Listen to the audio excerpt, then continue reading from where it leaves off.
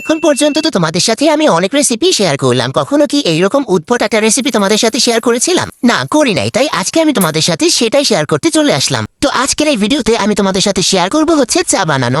আমি জানি যে তোমরা চা বানাতে পারো না, তাই আজকে আমি দায়িত্ব নিলাম তোমাদেরকে চা বানানো শেখানোর জন্য। থাক, ধন্যবাদ দিতে হবে না। তো প্রথমে আমি একটা বালতির মতো বড় দেখে একটা কাপে 1 গ্লাস পানি নিয়েছি।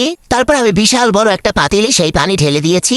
তারপর আমি প্রায় 2 মিলিয়নের মতো চিনি দিয়ে দিয়েছি, কারণ আমি অনেক অনেক অনেক অনেক অনেক অনেক অনেক অনেক অনেক অনেক বেশি চিনি খাই। কথাটা একদমই মিথ্যা না। তারপর আমি গুড়গুড় করতেছিলাম যে আমার চা তো হয়ে যাইতেছে। হঠাৎ আমার মনে পড়ছে আমি তো চা পাতাই দেই নাই ভাই। কিসের কি চা বানাইতে বসলাম যে চা পাতাই দেই নাই, চিনি দিয়ে চলে আসছি। এরপর আমি ঝুমতানানা করতে করতে দৌড় দিয়ে গিয়ে রান্নাঘরে আমি আবার চা পাতাটাও দিয়ে এসেছিলাম। তারপর আমি 1 ড্রাম গুঁড়া দুধ আমার চায়ের মধ্যে ঢেলে দিয়েছি।